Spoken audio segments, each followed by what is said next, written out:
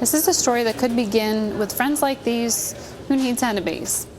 Anadarko Petroleum has accused BP of acting recklessly and unsafely at the Gulf drilling site that they co-invested in. Keep in mind, Anadarko is one of BP's partners in the Gulf project, but others have made the same accusations. Joining us now to talk about the case against BP and how liable they are versus their partners here is David Uhlmann. He's a professor at the University of Michigan Law School. Good morning to you. Professor, last time you were on, you told me it is virtually certain that there are going to be criminal charges against BP. How certain are the charges against Mitsui, Anadarko, and the other investors?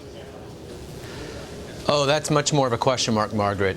It's, in fact, not likely that there would be criminal charges against Anadarko or Mitsui unless they were somehow goading BP into the cost-cutting measures, the deviations from industry standards that we've been reading about for the last few weeks.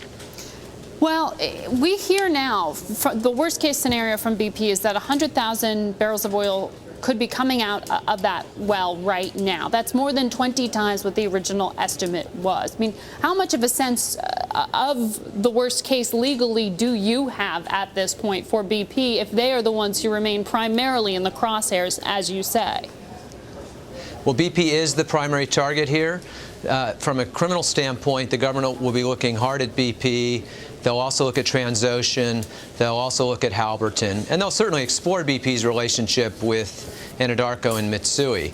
But every day more oil goes into the Gulf, the potential harm to the ecosystem goes up, the potential harm to the Gulf Coast and the communities that reside along the coast goes up, and with it the potential liability, not just for BP, but actually for all the companies involved. I know it's hard to put a dollar amount on any of this, but I have heard estimates on it's going to cost, BP legally under existing federal law anywhere between $1,000 a barrel leaked to $4,300 a barrel leaked. Which is the true gauge here?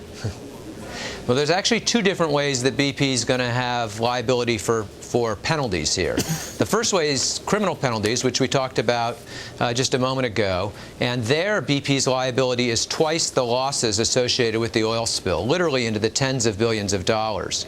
On the civil side, BP faces up to $4,300 per barrel if the spill was the result of their gross negligence. They face $1,100 per barrel just because the oil's in the Gulf. And that language being the key term there, gross negligence. You worked at the DOJ and looked at environmental crimes. I mean, how do you build a case like that from the DOJ perspective? Well, the case against BP and, frankly, the case against Transocean is pretty straightforward. All they need to see here, or all they need to be able to prove here, is that there was at least negligence.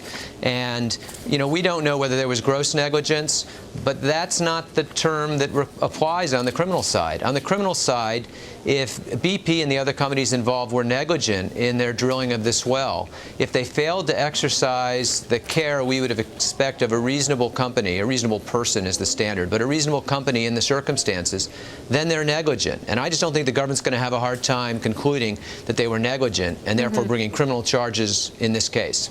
You think that the creation of this $20 billion escrow account was a very good move for BP?